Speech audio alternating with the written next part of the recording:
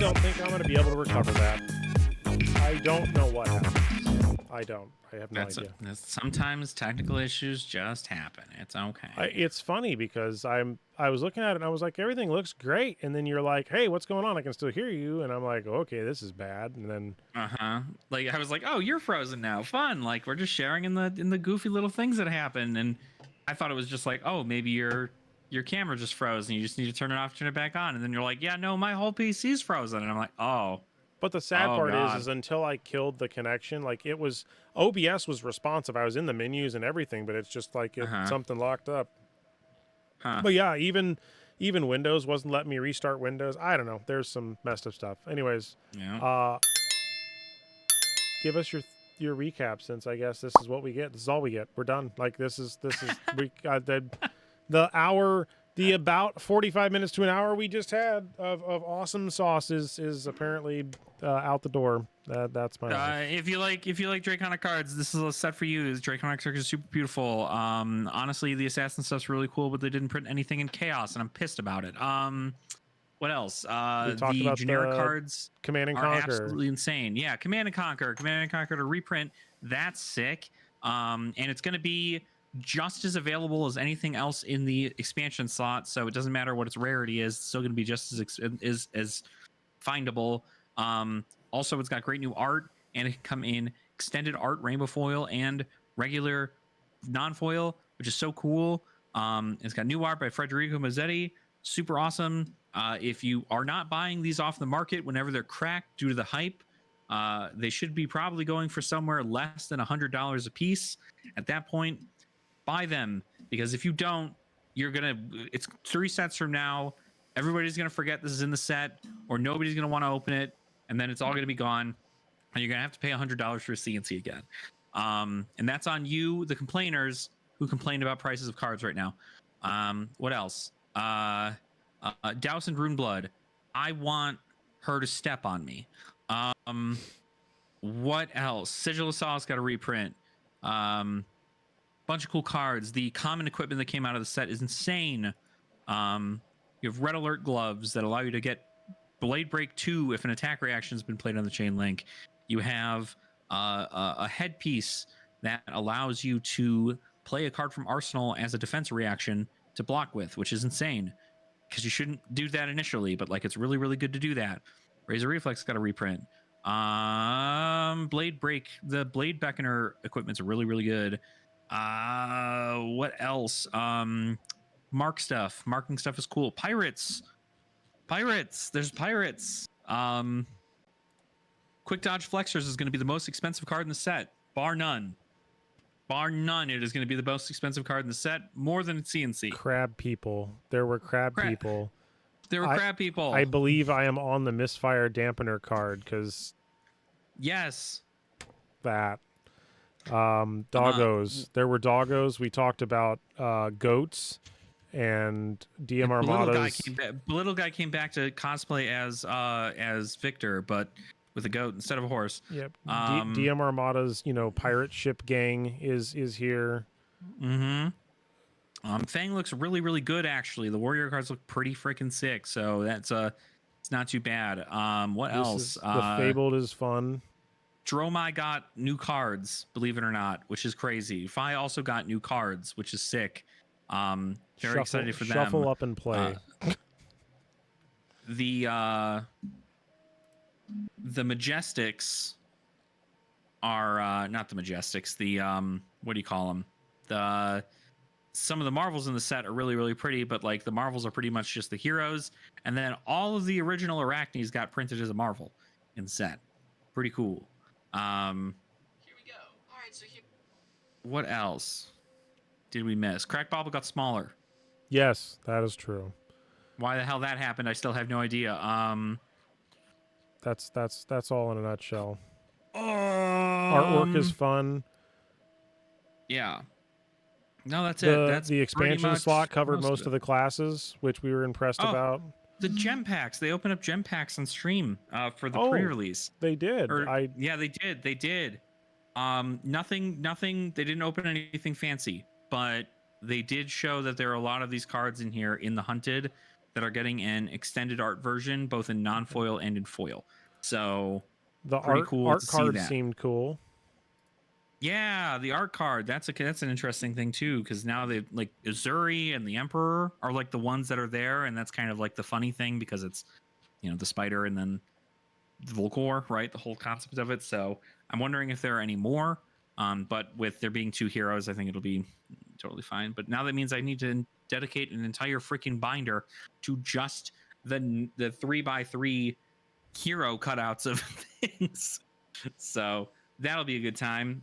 You had spoken about possible allocation issues with the hunted. I have not heard anything about that. But I did hear that the stores that I go to for my armories actually got pretty good allocation for gem packs. Nice. So that's good. I did gem ask packs our seem to be locals doing how pretty we're going great. to be handling that. I think they discovered or they talked about some stuff. So we'll have to see how that ends up working out because Mhm. I do feel that as we get, like, everyone said, more people coming into play, that it's going to be, more people come out of the woodwork. I'm going to start showing back up to play if I can get gem packs, right? If I'm Mhm. guaranteed I'm going to have something and not just go to lose, because face it, I'm not going to win all the time, and that's fine. I'm not saying I need to win, but it is nice to actually get something instead of knowing, hey, I'm just either got the random dice roll or I might have a chance at something else. So gym packs changed my opinion of going to the armory for that reason. And you got to support your LGS. So definitely, the game needs an LGS to really thrive. And we'll see how the ones in my area. There are only 2 pre-releases within a geographic region that I'm going to try and go to. One of them, I think, is the only one I'm going to be able to make. And I'm not sure who all in my area gets gym packs. I think I'm only aware of at least 1 store that gets gym packs, maybe 2. So we'll have to see what the other ones might end up looking like. That's about it in a nutshell. Yep, that's it. Yeah, it was pretty good stuff. There was a lot of really, really good cards, a lot of awesome commons. Like, I kid you not, I think it's like The generic insane the slots amount are of commons great. I've seen. Yeah, The the generics upshift are and great. razor reflex to rare, that was kind of neat. What else? What else happened? Dwarf beards. Yeah, the dwarf beard thing. Expansion slot stuff's really good. I think if there's one thing that I'm not happy about the set, which almost makes me not want to play Arachne as much, is not like Arachne solitary confinement, or not marionette specifically, is just that like transforming into a chaos hero is cool, but not having any additional pool feels bad. We did get a confirmation though that there's no new contract cards in this set, so we are continuing to never see contract probably ever again outside of there were 2 contract cards: the Extinguished Flames, Defang the Dragon. Oh, you know what? There was a downshift. What was it? Backstab. Was it a rare originally? Yeah, it was a rare originally. Now it's a common. What about Razor's Edge? Was that? Oh, that's Razor's Edge was a common. Okay, so that gives you I'm access to pretty that sure. in commoner. Yeah, but I think it's always been a common. If I recall. Yeah, it's always been a common. Lava Vein Loyalty. You know what? Actually, let me do a quick check here. Set HNT rarity common. Let's see. So backstab is that's got a downshift common. Razor's Edge has always been a common. Dust Runner Outlaw. Blizz Headlong's always been a common. Ronin Renegade. I'm just looking at I the think reprints. Cinderskin Devotion was a rare. No, that's a common. Let me see. I think that's it. I think it's just Backstab. I think just Backstab is the only thing that got a reprint in that. So just 1 downshift to common, and it's Backstab. But that's pretty cool because it means that it's more Assassin Hate for defense reaction cards. So pretty hyped about that. What do you think also, about wait a minute. I just realized they just only printed it in red. There's no... Did you notice that almost every Draconic card is a red, period? There are no blues or yellows in this set. Yes, yeah. Well, I mean, like a lot of the... I think the thing is, though, is that like Backstab red is like it comes in rainbow in Outsiders as a rare, but they only printed it in red in this set as an assassin card, which was weird. Like the Draconic stuff, I guess makes sense because it's, you know, they care about red, they care about the red color and doing all that stuff there. But like, I don't know why they only printed red backstab. I guess to prevent new from being able to do nasty things with it. I'm not sure. Interesting. The set's good. Buy it. Enjoy your pre-release. Have fun. See people. Play the game. Absolutely. It's going to be great. You get such good promos. You get to see what the 0 gauge foil looks like with Arachne slip through the cracks. The hopefully new foiling system that ends up working out for LSS. So I'm excited about that. And then that's it. I'm going to spend the next like 2 months trying to make Dromai work with all these cards. Excellent. Yeah. That's my plan. All right. Cool. That's everything. That's in a nutshell. That's it. Really short episode today, folks.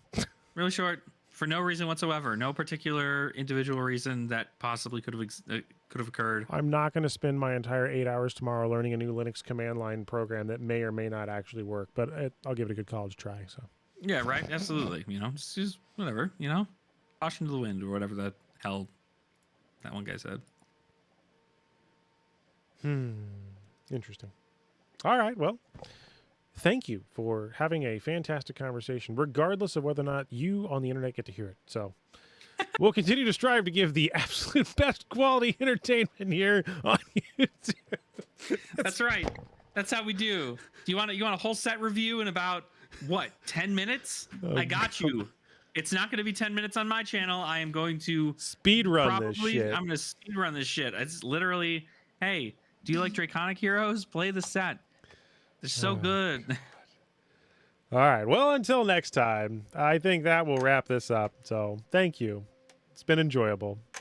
Bye, everybody. Enjoy your pre-release. Go play pre-release. Make sure you're playing pre-release.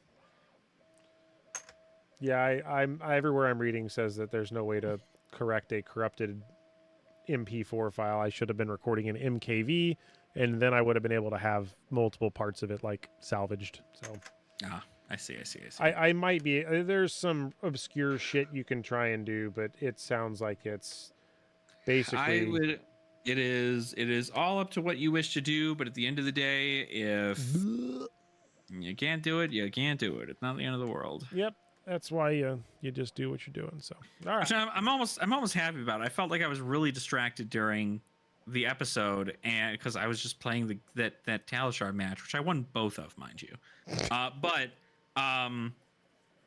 But God, I was just like, you were asking me the questions, and I'm just like, I did hear what you say. I heard what you said, but I'm like, I can't articulate why I'm excited for this card because I have to block effectively. And I'm like trying to do flesh and blood math in my head while I'm also trying to answer questions. I'm like, this was stupid. I should have just like rescheduled this match so I could pay attention to this goddamn like this whole set so I can keep looking through this.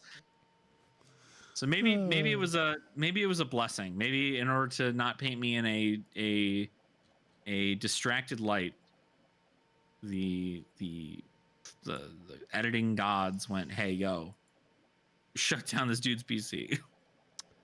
Yep. A few moments later.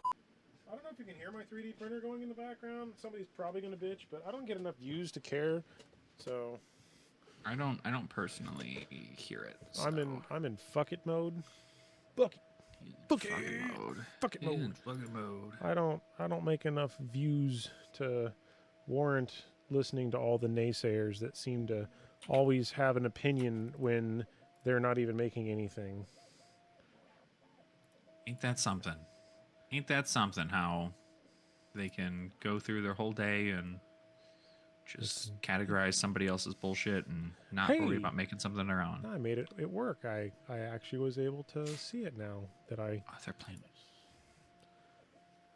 Playing an actual Talishar game? Yeah, it's not going to be yet, though. So it's probably going to be like midway through our shit. So if I go like, oh, It's just because I'm doing that. But All good. Is it for the league that means nothing or whatever? Or? no, another creator, Alarith.exe. They're a VTuber, I guess. They've gotten into Flesh and Blood. They're like a very small, very very small creator. And I made a Blue Sky post, and I was like, "Yo, I'm on a 4-win streak with Florian right now. Somebody fucking put me in my place before I start getting manic about this goth boy toy." And immediately they were just like, "Yo, you want to throw down? I got a day for you. You want to throw down?" And I'm just like, "Yo, you send the Talishar link. I'll be Let's there, bitch." go. And so Battle Royale. So now we have a game. Now we have a game going, but they're in the middle of a game right now, so I've got time. So Perfect. Well, welcome to Geek Speak episode insert number here, 32, I believe, right? 32? 32. It might be 32. We're getting up my there. God, when did we get past 30? It feels like we're still in the 20s. Well, so there's a little bit of a weird piece. So there was like a week or two hiatus for where I think you were busy, but I still did an episode solo. That's right. So like, yeah, the numbering still went up, which was kind of cool. This has got to be what aging is like. It's yeah. just kind of like blacking out for like a few years and being like, yeah, we're on episode 75. And I'm like, what?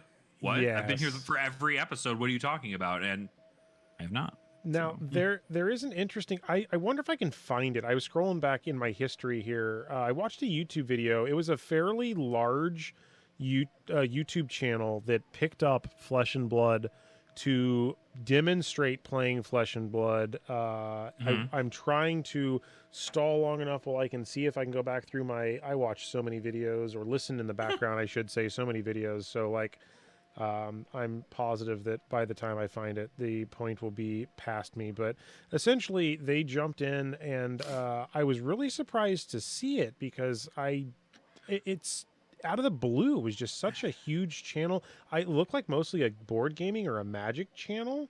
So I was kind of surprised to see it. And now I am lacking to... Oh, there it is. Good Times Society. There we go. Yep, Good Times Society, and they. Is that the one Sam O'Byrne was on? No, this was Good Times Society has 88,000 subscribers, and it says we tried Flesh and Blood First Strike actual playing. The video has right now 2 days ago has 3,000 views, so that's pretty nice to see, right? That's pretty impressive. Yeah. You know. But it is intriguing that a YouTube channel of that size is, we're starting to get into those big name, YouTube channels, right? And it's cool to see these individuals pick it up. They're doing kind of like a how to play. So they're talking through the different decks. And what I enjoyed about it, and this is really where I need to hire an editor, or I need to be better at editing, I should say. But I need to hire, because in their credits, they're like, credits, they give the name, editor, they give a name, cameras, they say Black Magic, music, whatever, lighting, and then scripting. And I'm like, man, they got like a full staff of people. It's like, man, I feel like I'm a nobody here with all this. So I enjoyed it. I thought it was cute. That's what happens, right? I mean, that's a team, when you get a whole lot of people together, like, I think most people, whenever they start anything, it's quite literally just, okay, I am the editor. I am lights. Correct. And music and this and director. But like, if you're just talking into a camera, you don't have to mention any of that. You just be like, hey, heck I'm yeah, gonna hang out. Well, I will say that I am ecstatic that we actually pushed this back a day, because holy moly, we got some goodies in the pipeline. because I don't know what we would have talked about, like on the one right before this, because man, oh man, it's it got juicy real quick. So yeah. Here we are on a Friday at like 11-ish or 10:30, 11, by the time this is all said and done. The whole set apparently is spoiled by this point, so we are fully aware of that. Camera. You are a statue. You are a statue of a wonderful person drinking a solo image of a cup, and you are back. You are. It's like those guys that go to the benches and they sit there and they're like, "I'm a statue," and then they're like, wait for somebody to sit on you, and it's like, yeah, no. That's my magic trick. Is sometimes I just randomly turn into a statue and use ventriloquism through my soda cup. Yeah, by the way, this is definitely 32 because I was just looking. My theory, did you get, I don't know, I'm sure you may have not had the time, and that's perfectly fine. Did you get to watch my crazy theory about Flesh and Blood, by the way? I saw like maybe I guess like 15 minutes of it, and then I had to turn away from it and go back to work, and I have not continued it yet. Basically, I just put my entire brain smattering of things on there, and funny enough, when I went back to watch it, I'm missing key things. Like I didn't get to talk about I didn't talk about first strike decks, and it's like I had all these theories I wanted to go down, and it's just like, you know, no matter how I skinned that cat, like I thought I nailed it in my head, and I'm like, I didn't really nail it in my head. But it's actually, oddly enough, one of the more popular videos that I've done lately, so I'm happy for that. It's just, there you go. Holy moly! It's the whiteboard. Yeah, oh, it was the pink visor. That's what it was. It's the pink visor. So, man. Absolutely. So, here we are on the advent of, I would just say, a very interesting spoiler season. And, I just want to ask the number one question I have in my brain that's going through my mind. How did you take all of the pouring of stuff? Because it does appear that the Fabled, by the way, I will just say now, at some point, we will probably be talking about the Fabled during this episode. So if you are trying to... We're probably talking about everything in this episode. Yeah. So if you're trying to keep it a secret, don't even bother. Go wait and watch this, bookmark, and come back later. But I noticed that at least it wasn't necessarily pre-spoiled, like kind of what happened in some other sets. But it did get revealed during the pre-release. Yes. Do you like, kind of in hindsight now, looking from the rearview mirror, do you like the way that LSS structured these reveals during this set, comparatively speaking to how it might have been in the past, with the higher tier rarity stuff happening first, and then us just getting hammered with all these like commons and rares and tokens and weird things and finding out the Marvels and EAs and stuff? Like, what's your thought on that process? I am totally fine with it, honestly. I like the concept of it not being just thrown at us day one, right? I think there's something magical about going into something like a world premiere and not knowing what like 40%, 50% of the set even remotely looks like. And so with that being the case, it's definitely it's just an incredibly good time for the people who are there at the world premiere. And let me tell you, when I woke up this morning and I saw all the messages of all the spoilers and everything, I was like, oh, wow, this is going to be this is like Christmas. Yeah. It's like I'm waking up and I'm just like, yes, so many cool things I get to go take a look at. And I've just been like, I've been doing my darndest to not skirt work so that I could go try and build heroes for Clash and Commoner. Like, it's been so nutty. But I genuinely like it a lot. I would rather that we... it does unfortunately limit, like, not everybody can get a spoiler in that specific situation, but if you make it only the big, powerful cards get a spoiler, and then all the rares and commons don't, it still leaves that air of suspense and that air of mystery to I think like, hey, this is good things to look at. We're past the whole... I mean, they will still do spoilers with certain creators, I'm sure, but I think that their philosophy has fundamentally shifted from what I'm gathering, right? Media outlets and things like that.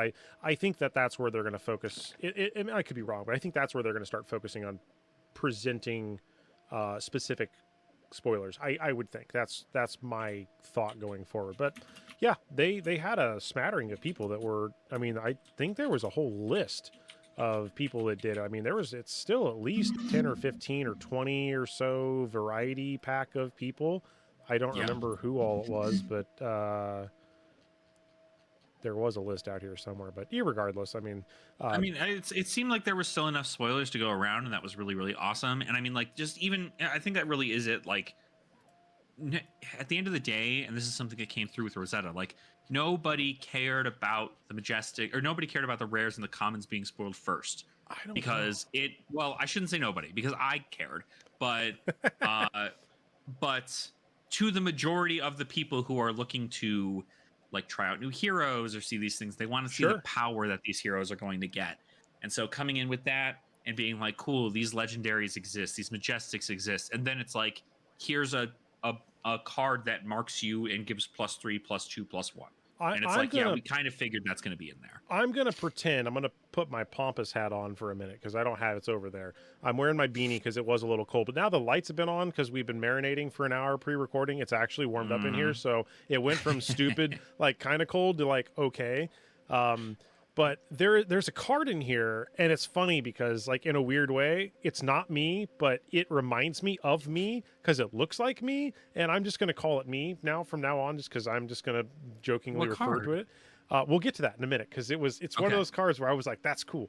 But before we go into specific cards, I just have to generalize and say from crab people to goats to like pirate ships and dwarves. This exceeded every expectation on my checklist, even though I am not necessarily as super excited for specific heroes within this set because I don't play those classes, but I'm open to playing them.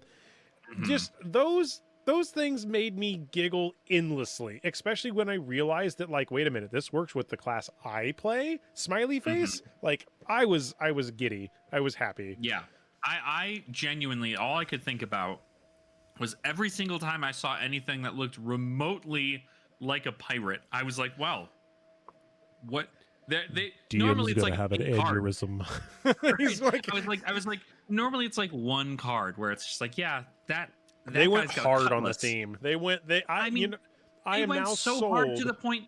Shelter the freaking storm. A 0 for 4 a new sink below, like a better sink below.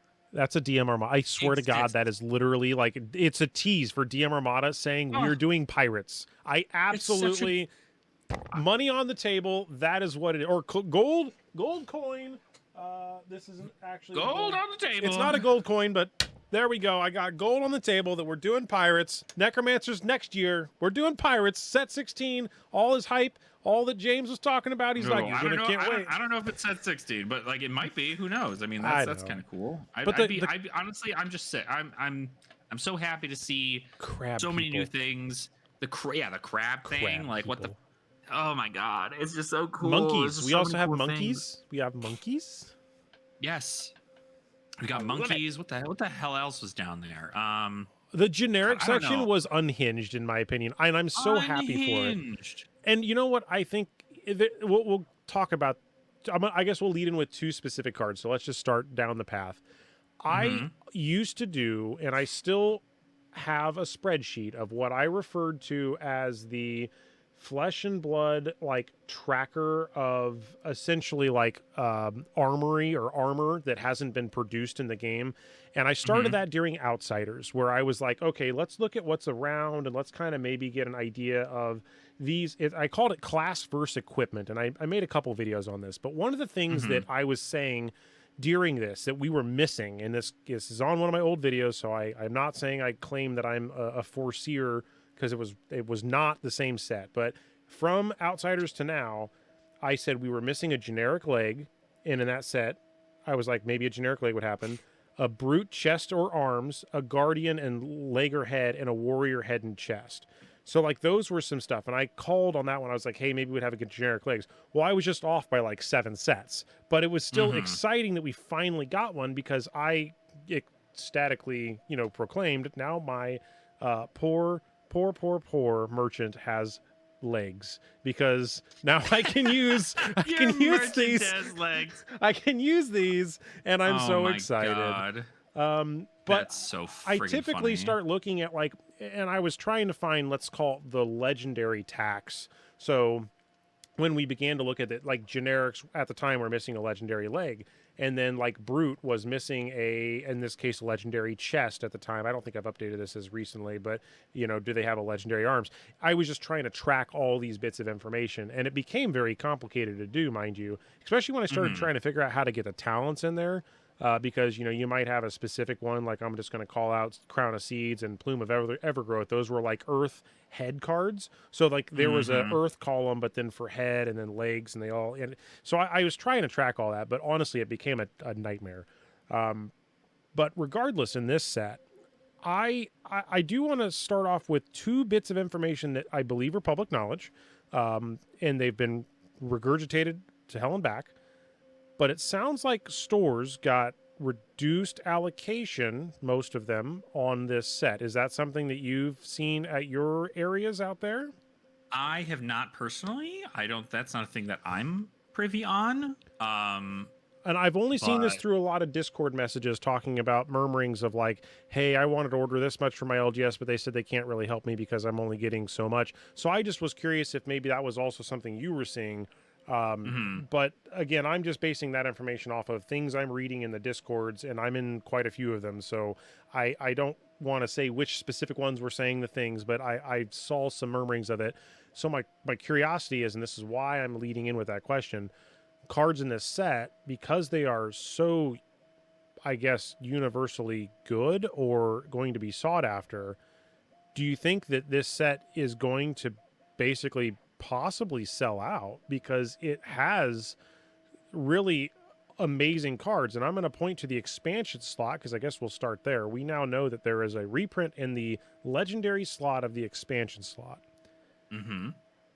I'm both happy and sad that it is what it was, because I was hoping it would. Oh, I think okay. it's fine. Go ahead. Go ahead. I think it's okay. So here's the deal, right? And I want everybody listening to this to be incredibly understanding of where I'm coming from. I got my Bright listening ears Lights on. reprinted Final Spring Tunic in the expansion slot. The card went from $110 a card to $70.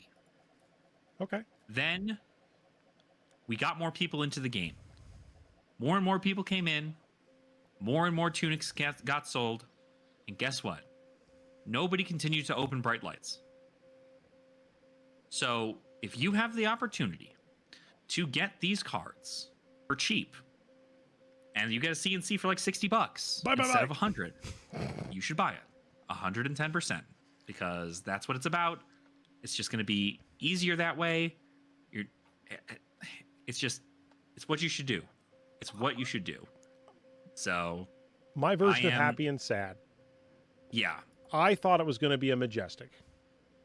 Uh-huh. I did not expect it to be upshifted to a legendary. That's my only quarrel that I had. Gotcha. I don't know why they shifted it to a legendary, unless it literally is just that good of a card. But this puts an interesting precedent.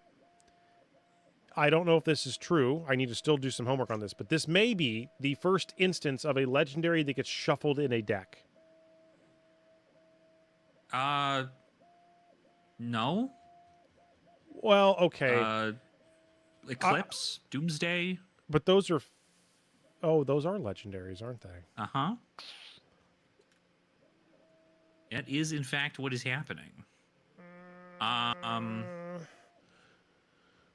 It's not an equipment. Command and Conquer. Yep, you're right. Eclipse is a shadow instant. And Doomsday. So those are the only two other exceptions. Yeah. That I can see. The rest of these are equipment.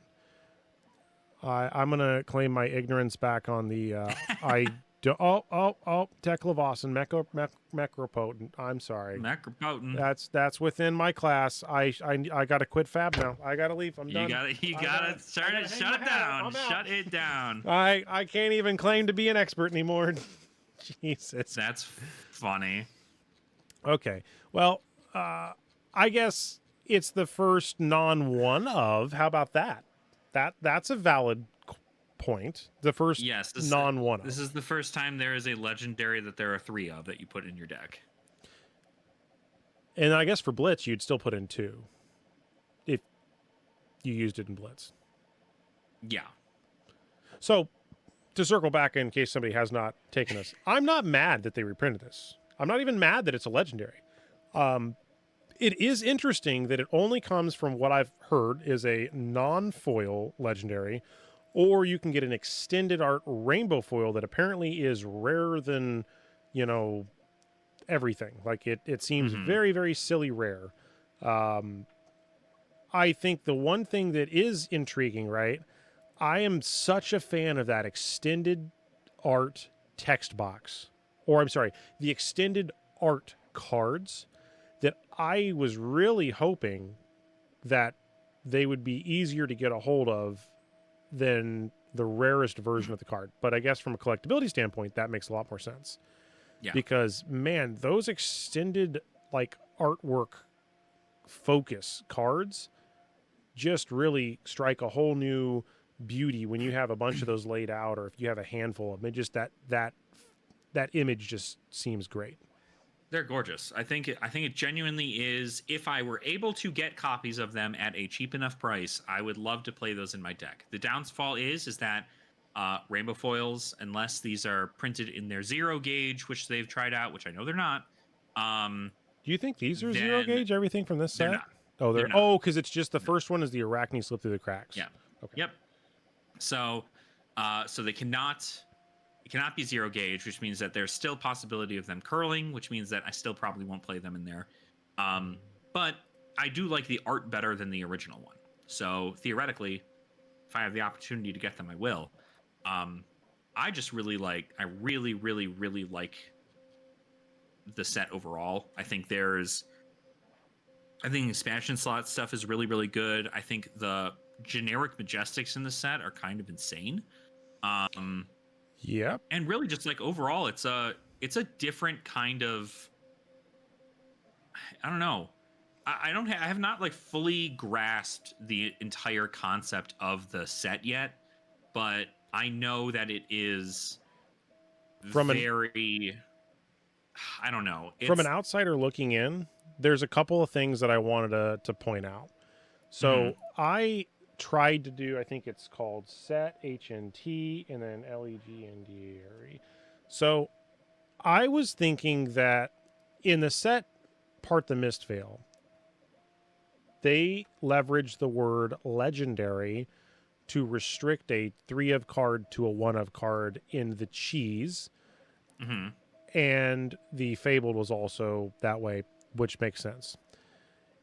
In Rosetta, they did not really leverage much of that same philosophy because they didn't seem to need it for that set build out. There was not a lot of legendary keywords. In this set, we did get a single card that really harkens back to that with the Ring of Roses. But the cards that are legendary in the set, you have one generic action card that is technically dealing with the royal mechanic, and you have looks like 3 rares that are kind of in working with each other, all draconics, and then the Fabled, which we'll maybe touch on later, is also a legendary. So I thought they were going to go lean into maybe like trying to control the number of cards in the deck to maybe in Chaos World, right? Like my theory before seeing all this was, Chaos was going to be a big thing, and they would use like legendary to make it more of one of singleton kind of style to make it more chaotic, right? Like that was a thought I had. But really, in the whole set, we really only got the expansion card Chaos and I think the Fabled and then the Heroes. Yeah. There were no other additional Chaos. There is no other Chaos. There also wasn't any Royal cards. I was very shocked to see that.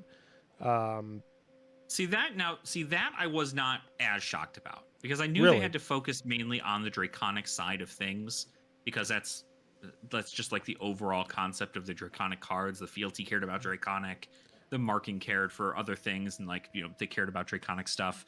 But really, the fact that there's no Chaos cards in a set that introduces a brand new talent, I'm actually genuinely upset. Armory deck. I think they're gonna bring it in the next Armory deck. Would be really dude, if the next Armory deck is not Dromai, because of all the Dromai tech that just came out in this set, I'm gonna lose it. The set is insanely good for Dromai. I wonder if because we're getting one a month, right? So the set was this month, and then there's like 3 more, and then like Gen Con, I think. Isn't that the schedule or something? It's very similar to that. I'd have to look it up. But why I'm curious is, think about how they used to do with the supplemental set when they first announced Assassin. That was within Dynasty. And Dynasty had all those, kind of commons and rares and different things you could flush it out with. In theory, if they were to release a constructed deck or like a precon deck that's 60 cards for CC, you could fit a majority of the staples to satisfy both the Blitz version, classic constructed version, and have some cards.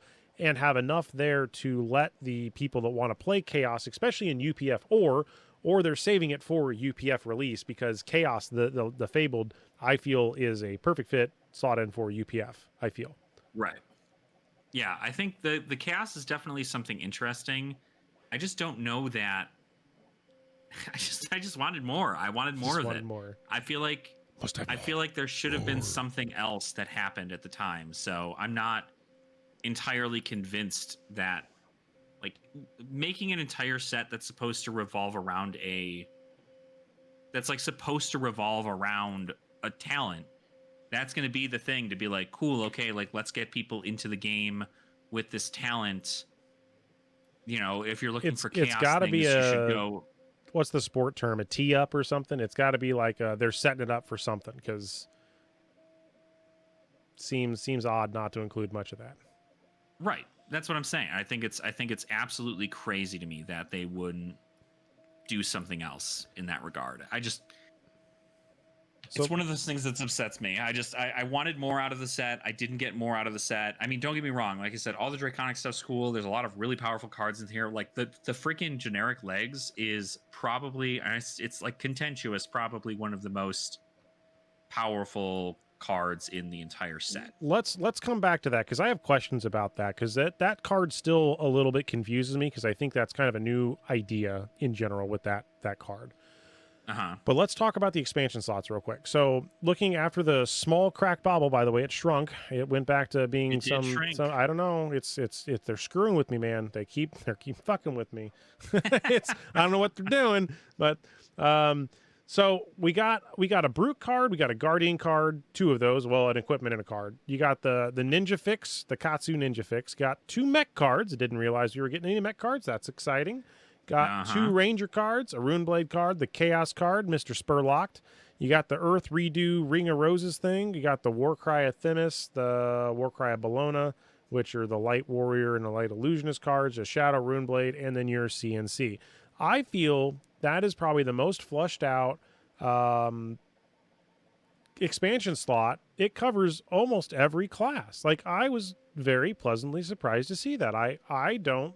If that is the way, mean, it's too bad that the mechanologist cards are absolute dog water. But like, I don't know. I'm not a mech main, but like, I think from a glance, they're just not good. They don't look good. I agree that I don't know the long-term viability. But since you went to the mech card, we're going to go back to the card that I jokingly said I think has me on it. If you look at Misfire Dampener, it's a character that's wearing a plaid, like, bowler hat thing and a tank top, because like when I'm not wearing this, I'm like always wearing a tank top. I know I'm not on camera with a tank top, but like I'm just in the house. I'll just run around all the time wearing a tank top. Which one is it? In which one? It's the Misfire Dampener. Oh, the Misfire Dampener. Okay. All right. Let me go ahead and I'll get that going. Let's see here. Misfire Dampener.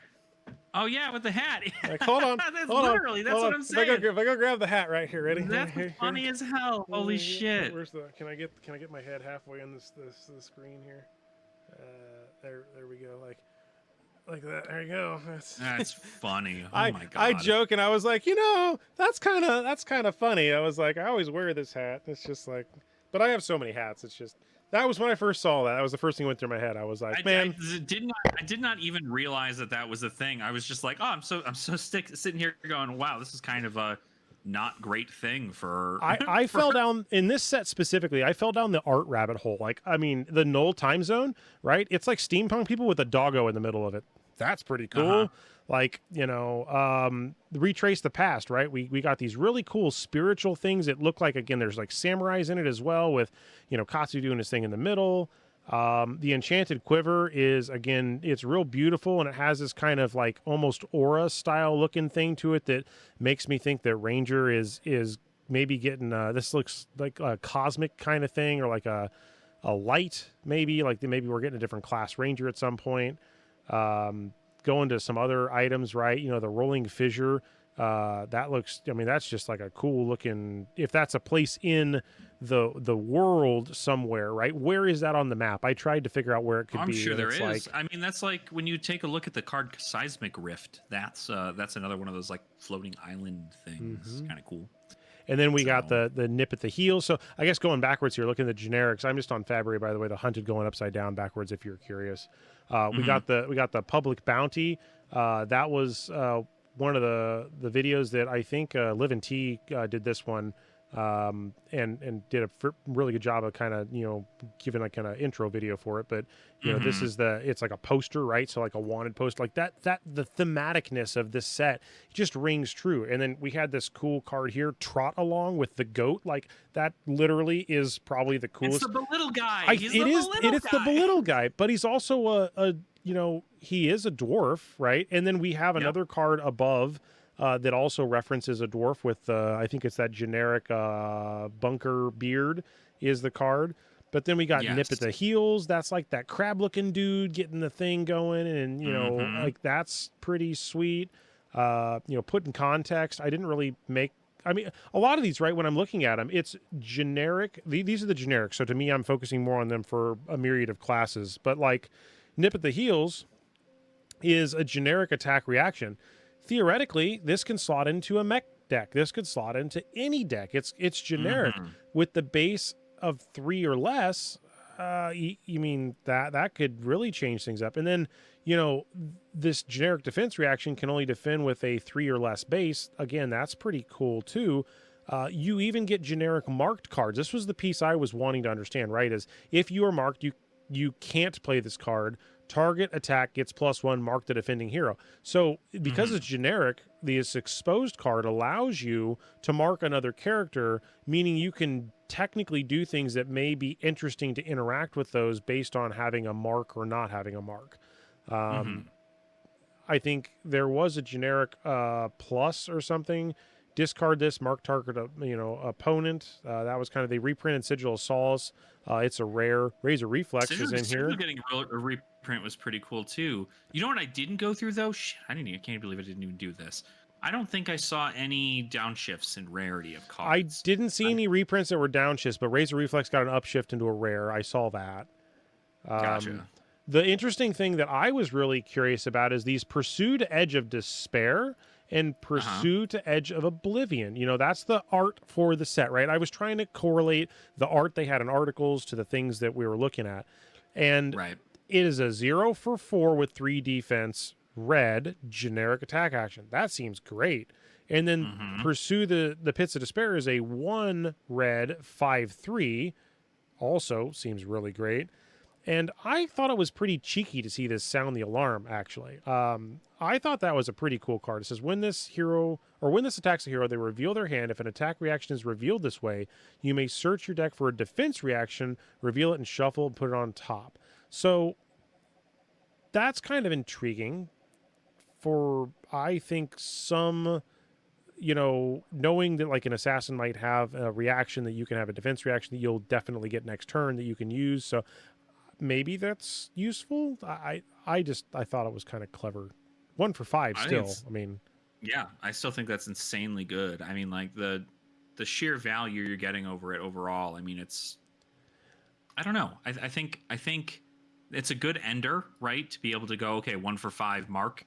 And it's great for, I mean, it's more so probably better for Arachne because you're going to want to end your chain by hitting and then marking, as opposed to beginning your chain by marking. I do want to roll back to one item. That null time zone, by the way, I just have to say that if you can keep counters on that thing and you name a card, like when this enters the arena, name a card, the name card can't be pitched or played while this is in the arena. Could you imagine if you were playing in a mirror match against like another mech and you named a card they're running 9 of, or even if you're running if you know somebody like Head Jab, right? You name 9, you hit Head Jab, all gone, right?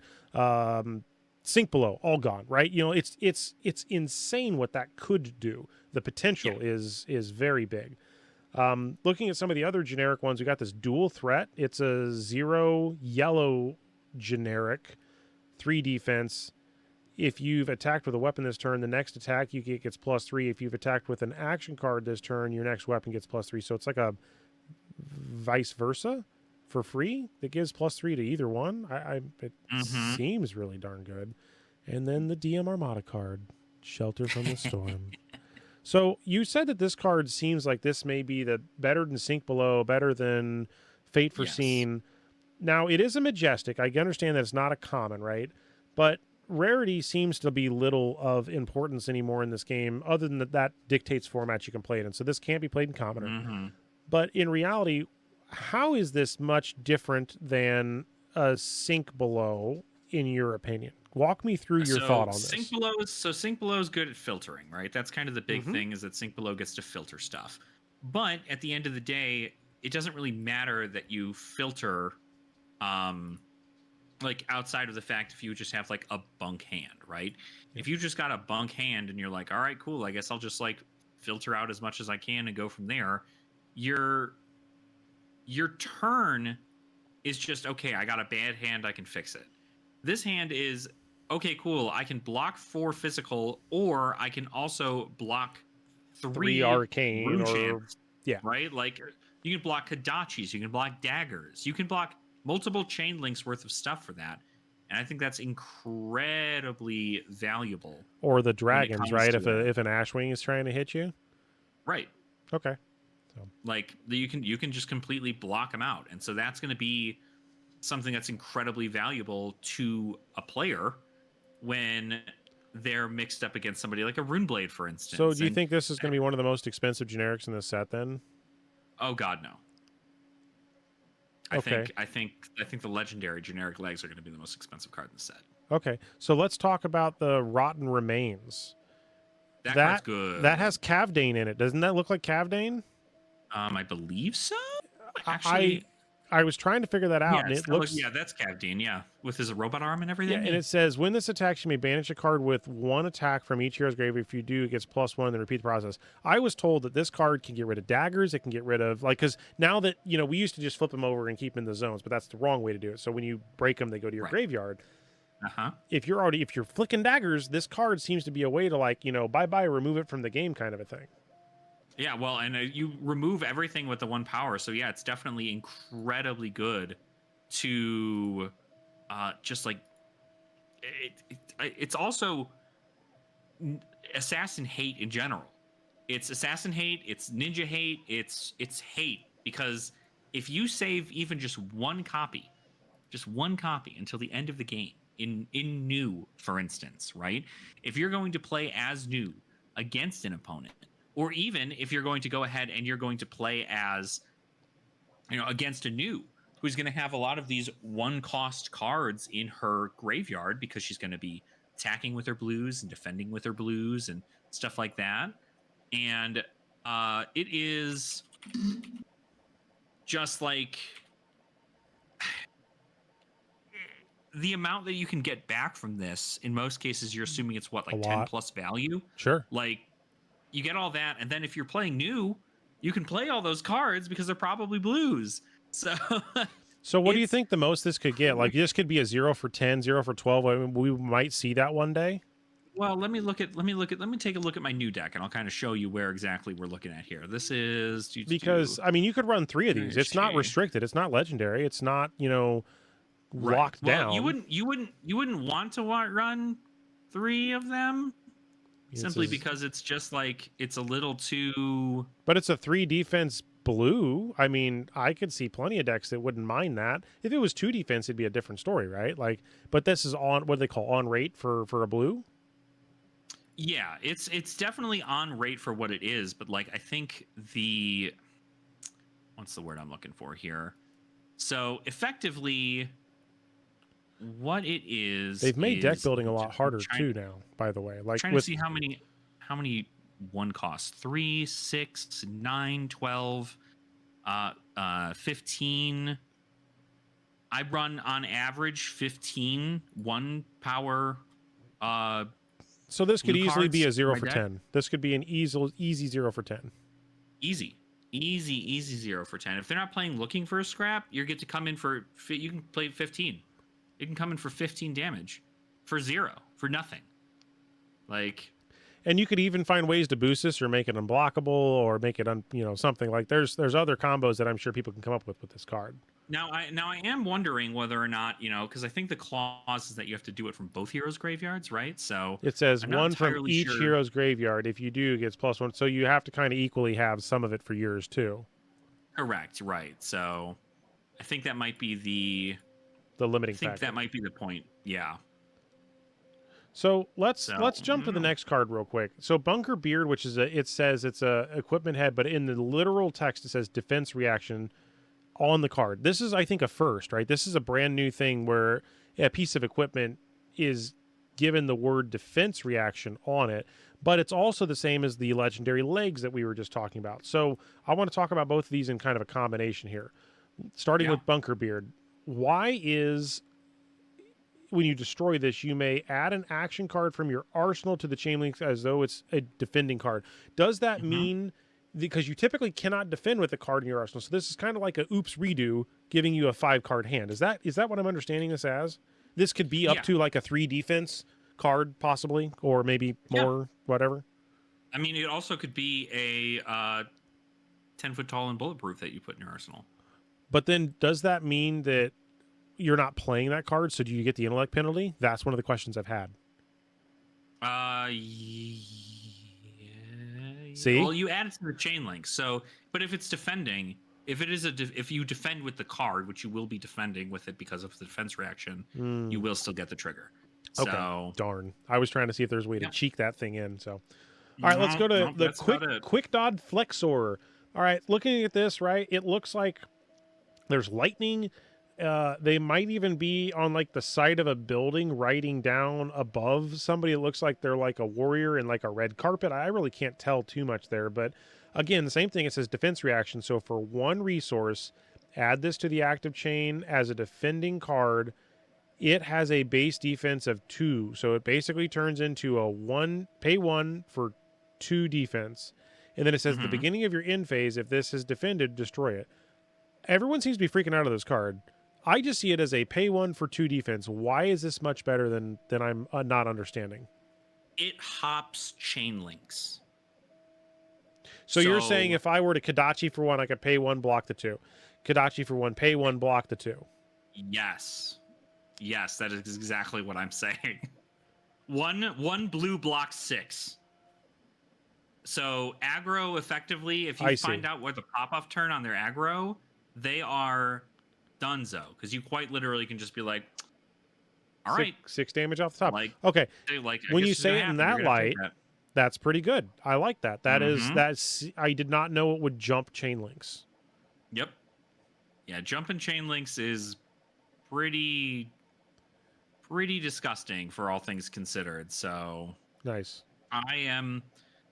It's the one reason why I believe it's doing why it's going to be one of the most expensive ones, because A, it's a generic legs that you can pitch a blue instant card in your deck to block 6 on a pop-off turn, and like theoretically you can play it in Olympia and buy it back. So here's the question. I had an individual say something in Discord. I will not name their name, but I asked that individual, I sent them a message because they were talking about certain classes shouldn't have access to this tech. And this individual claimed that Illusionist and Guardians having access to Calming Breeze, Quick Dodge Reflectors, and Shelter from the Storm are going to become a problem.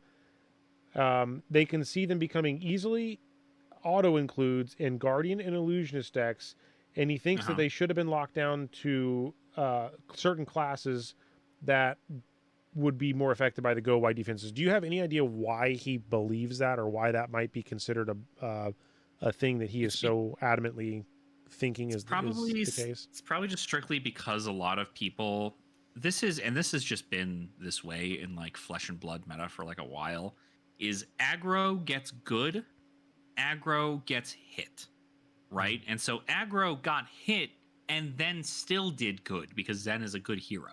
Got it. And so their whole thing there was like, all right, like I guess we're gonna see what happens exactly and see we're gonna how we're gonna deal with this specific scenario. But sure, I know that really what it comes down to is that they don't want fatigue to be the problem, right? Fatigue being the way it is is nobody likes to play into fatigue.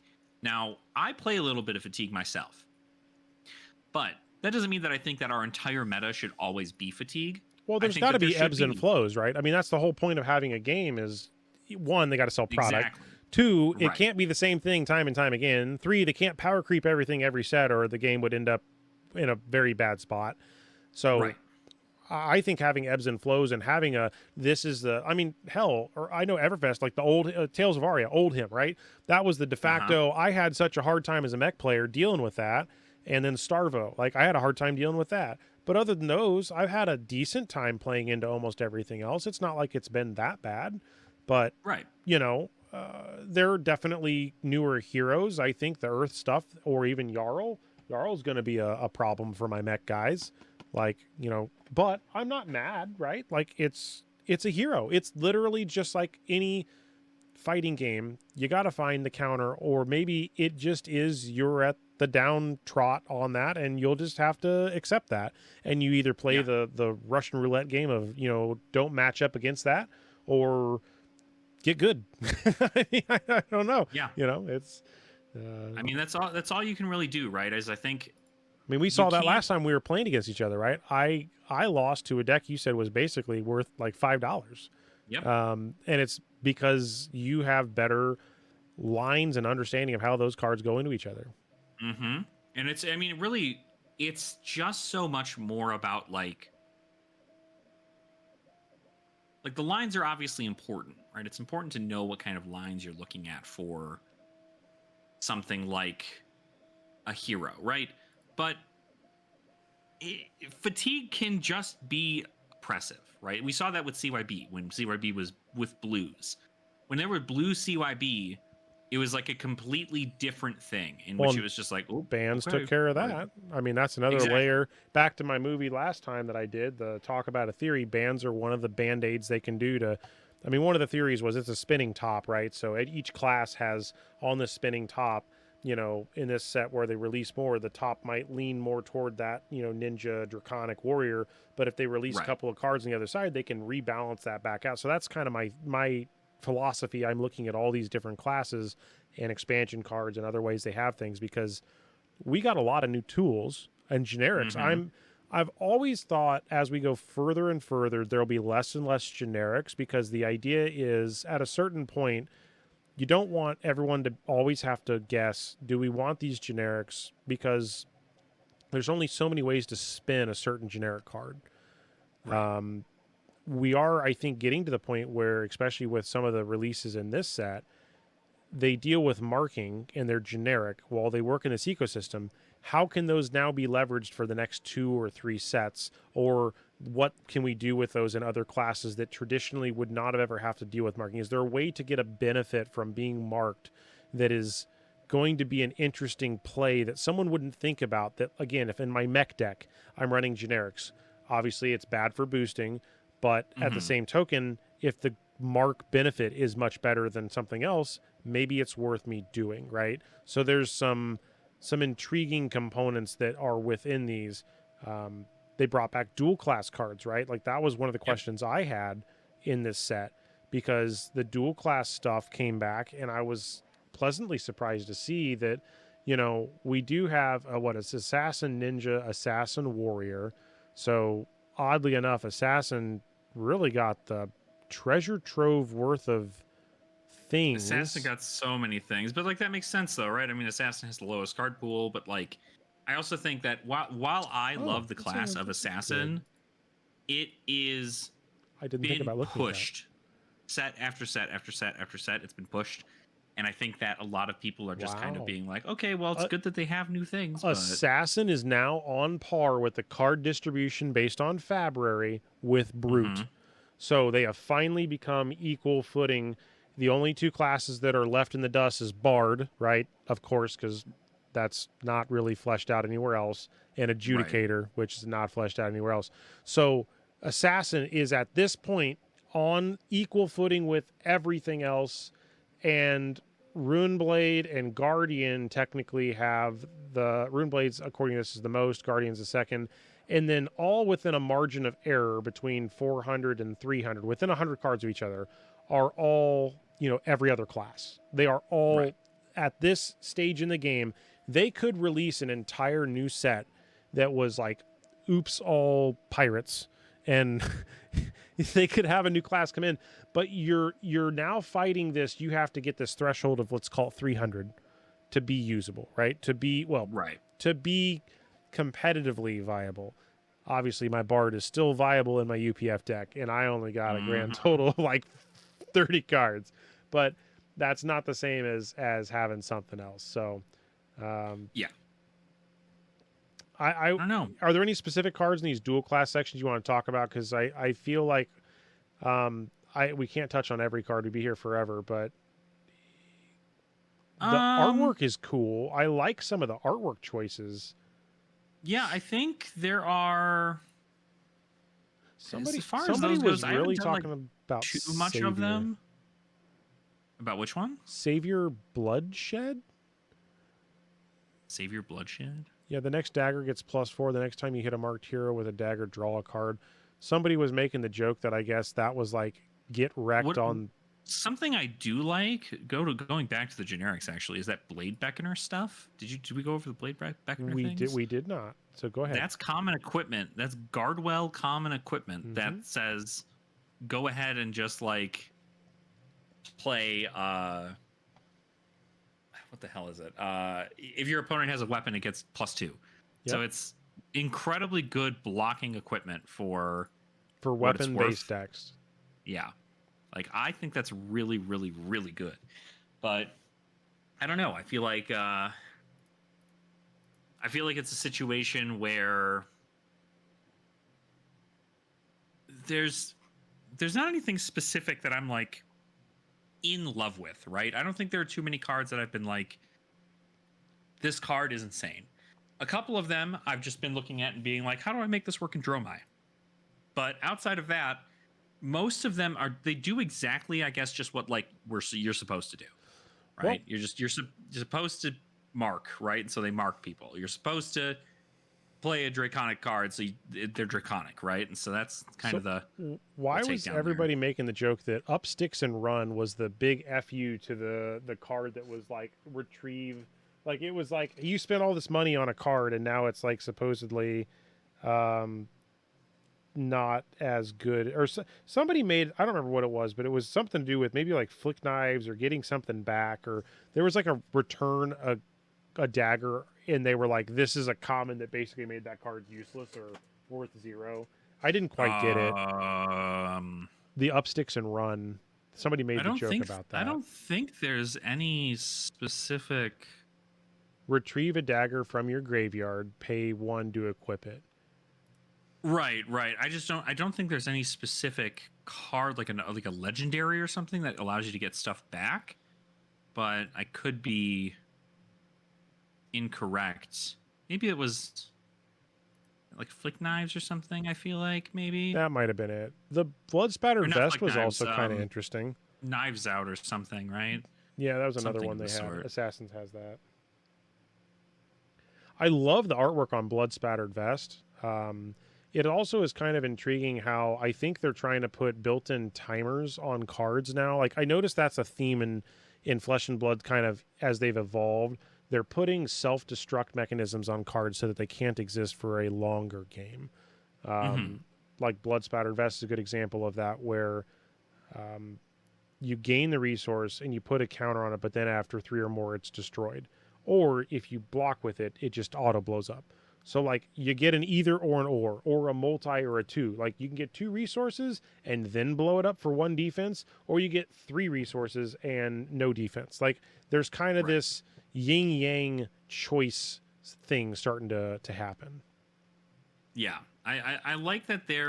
It's like they give the really powerful equipment that we're used to a slight, like limit, right? It's effectively a great way. I think that chess piece is really good because it's a May ability, so you don't have to get the resource. You can quite literally just wait until the perfect opportunity to get that resource, and it ends up working out really well for you.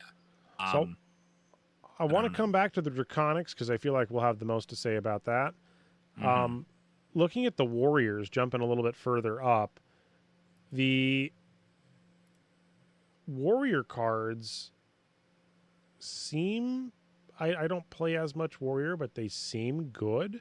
And focusing in on the Majestics, I noticed that it seems a lot less Majestics per specific class. Like in this case, warrior got 3 Majestics: Sharpened Senses, Provoke, and Jagged Edge, which are, again, promoting the whole idea of reactions. I feel like this whole set has ripped off a Band-Aid and said, in this game, you can always now block for the exact amount, but you're going to have to always in the back of your mind wonder if they're going to somehow whip out a, oops, got you here. And then you're going to have a, oops, I got you back with the defense reaction.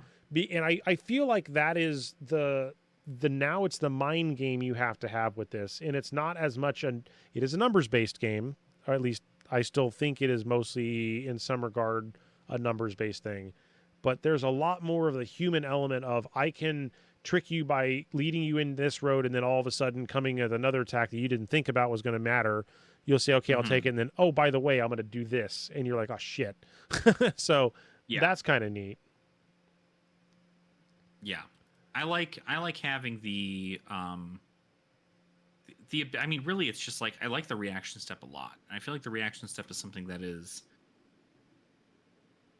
it's why I like playing the way I play, is because the reaction step is just so like absolutely insane to like, it's a bluff. It's an entire step in the combat chain that's like, oh, do you have it? Like, you might not have anything, but you might. And I think that from what I had seen on the pre-release, I think that the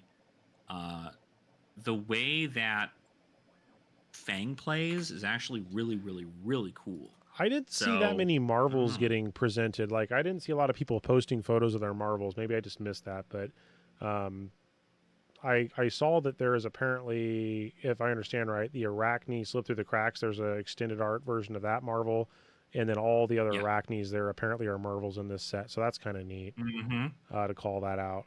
Looking at the next kind of section on this, you know, there's a legendary in that one. Where'd it go? I missed it. It's back here, further down. The Kabuto of Imperial Authority. That is an intriguing, the warrior one. An intriguing card because the opponent can't attack with weapons. So it kind of, if you do this, it shuts down a Kodachi for the whole. Like, you can't continue to Kodachi the rest of the turn. Right. So there's and it's good. It's good into more specifically even Levia. If you are going up against Mandible Claw Levia, they play a Blood Rush Bellow, or even if you're playing against like a Rhinar, right, who does that, quite literally, they play Blood Rush Bellow, and then they go, okay, cool, I'm going to attack you with an attack action. You're going to go, okay, cool, block 2. Now you can't attack with your Mandible Claws, and it's like, ooh, like it's gonna be pretty nasty, because that's like 5 additional value off of a Blood Rush Bellow turn that you get to just be like, cool, I'm stopping that, and it's like, oh. Okay, I guess if that's the case, then, right? So, but yeah, I don't know. I feel like there definitely is enough opportunity to. It doesn't affect Ranger or anything, so like it doesn't feel as good, I guess. But yeah, I don't really know. I mean, like, it's not like my whole thing. So, but jumping up here, we got Prowess of Agility. That's in the Ninja section. The artwork looks really good on that. It's kind of like it helps you continue to keep your attacks wide. It's just like, let's go. The Devotion Never Dies is also pretty interesting because such a good card. So this is the piece I got confused on, and I think I was misunderstanding something because I didn't know how you could turn a card into a Draconic card. I was thinking there'd be a generic way to do this, but you can't. It looks like Marked is the only way. I'm sorry, Fealty. So it says, when it hits, if a Draconic was the last combat in the chain, banish this. If you do, you may play it this turn. So it's kind of like it's a blink card, like you get it twice. So you just have 2 resources, so it's like a 2 for 8. Is that correct? And it gives you go again. Yeah. And you can give it go again. Like, it's quite literally block 4 or you're going to take 8. Like, it's a big threat. It's double strike, but like significantly better. And I think that's a good place to be in. when And you are the Art of the Blood would make that even cost less than theoretically, Yes. because if you were to line up a turn where it costs one less to play, you can get a very wide turn for these super explosive kind of crazy Mhm. crazy things. Yeah. Going way up in the front of this list here, kind of skipping over a bunch of stuff that I'm sure people are looking at, but you got a couple of draconic ninja cards with ignite and blood runs deep. Those are also pretty cool cards. Wrath of Retribution being a rare is the coolest thing. I think that's just like such a cool thing. I'm It's always excited to legendary too. It's see. one of the few legendary cards in the set. I know. I'm so excited about it. I'm so excited about it. It's seriously one of the. Just don't. I just love it. I love it. I literally am in love with it. It is essentially a specialization, but without the specialization text. So It also looked like in this set they focused a lot more on the majestic density within assassin, because there are 1, 2, 3, 4, 5 assassin majestics and an assassin legendary, and then an assassin Yes. majestic knife. And you have all of the variety of the flip into an Arachne 1 through 6 plus the Marvel versions. Mhm. I truly feel that this is the final major push forward for assassins to give them whatever toolkits, especially this anaphylactic shock. Is that what that's called? Anaphylactic shock? Yeah, anaphylactic shock. Each Yeah. opposing Or hero anaphylaxia and shock or ally something. that has dealt damage to you this turn loses 1 health. What is the most that you can? So if you with Dromai hit me with 10 Ash Wings, does that mean they lose Uh-huh. 10 life? That means that the Ashwings will each lose 1 life, and then the opponent loses 1 life if they've hit you. So it would kill each of those Ash Wings then?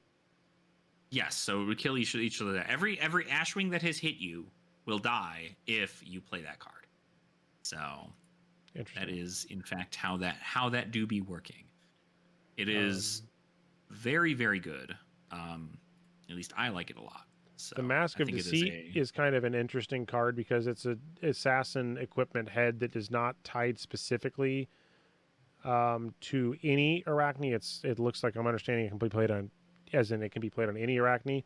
So Mhm. I'm trying to figure out if that gives access to the other 2 Arachnes that were from former sets, Huntsman and whatever, a one-time roll into something interesting, and then Apparently it does, and that's like I think what's the weirdest thing to me is they're tokens, right? The demi heroes are tokens, Mhm. but I would have imagined that you would still only have like the chaos talent, right? Like you'd still just have the chaos talent to do stuff, and like you'd have to have the chaos talent to be in like to be able to transform into one of these things. But if it's an Arachne Yeah. specialization that like any one of the Arachne can change into it, then like that's cool, but I don't know that it's like it's I don't know. interesting. Let's just say it's interesting. It is interesting. I think it is definitely something that is So I don't know if it's going to be like the bee's knees in this situation, but we've waited gonna be long something. enough. I feel like we can talk about it. It's the number 000 card in the set. All right, let's do it. What do you think of it? The I schism think- schism schism schism schism. Schism. Yep. So I think that it's just fine. I think if there's one thing that it does the best, it's the fact that it makes your opponent shuffle, which is Hilarious. pretty funny, right? But is it going to be like crazy good? I don't know. But the only character that can play that right now is literally Arachne slip through the cracks. Correct? Arachne slips through the cracks and Arachne Web of Deceit can both run that because they're both chaos. Both of the new Yeah, Arachne, yep. sorry, Arachne Marionette. If you're looking at the adult versions of the cards. Okay, yeah. But it's still a one of only in those decks. Correct. Yeah, it's still a legendary, card that you can only have one of in the deck. But it's cool because I was seeing some other people talk about it, and they thought it was so funny because they were just like, what if, in a perfect world you catch a a hero without an arsenal. You pitch your Schism, right? And then after pitching Schism, your opponent shuffles their deck, and then they put the top card of their deck into their arsenal. The top card of their deck is a block card. Then their arsenal is locked out for the rest of the game. Locked out for the rest of the game until they can get rid of that. So that could be part of the strategy with it too. Play it early, make it happen, and it changes the function of the game. Right. There's no mulligan in Fab, so I mean, there's not really a way to like guarantee you get it, but the odds are it could happen. Yeah. Odds certainly are that it could happen. And I think that in due time, it's certainly something that can. I just don't. Oh, God. I just don't know how, like, truly powerful it is, right? I could almost still rather run Plague Hive. But the fact that it's a blue is really good. And it also draws me a card effectively. Like, if I'm not playing block cards in Arachne. So if I pitch it and I get a card for free in my arsenal that I can play, that's pretty good, especially in Arachne Slip Through the Cracks. Like, you quite literally can just be like, okay, cool. I'll just like attack you with whatever the heck I have in stealth, right? And because all your stealth cards will have go again. Sure. So you can just keep swinging stuff. But so let's jump back to one of the old like middle sections we skip, which is the Draconic stuff. I figure you have a lot to say about these, but they're legendary. This Draconic Flight Path. Mm-hmm. Cute name, by the way. Good job, LSS. Yeah. Mm-hmm. Sad that it's not on top of a dragon, but I don't know what they're standing on. That is the question I have. Is what they're standing on for this? Yeah, what is that? Looks like, let me see here. I don't know. Maybe a cannon? I can't figure it out. It's kind of like has no, marks. That's a dragon. Are you sure? They're standing on a dragon. Absolutely, that is. Those are scales on the bottom of that thing. With the fur? Uh-huh. Maybe that. Okay. Yeah, okay. Oh, okay. All right. I'm wrong. Absolutely. That's what that is. So walk me through this mama got new legs. So effectively, what it means is the Draconic attack will get go again, right? So if it's a weapon or an ally, you can play it. You can attack with it an additional time. Attacking with a dragon twice is pretty sick. Attacking with a Chromite twice gets you more action points back. Now, of course, we don't know what the other like cards look like, right? Very well could be a situation where it's just like, okay, like you're just blocking or you're gonna pop something and it's whatever. We don't know the full like grasp of it yet, but it definitely, I took one look at it and I was just like, well, like, why would it mention an ally if none of the heroes in this set have allies? So like, it's obviously something being printed for Dromai, but it just doesn't make any sense to me that it would be like so specific, I guess. So I don't know. I'm very curious to see where exactly it all plays out, and I think it's going to be a very wait for the armory decks. Yeah, right. I think it's going to be just something that's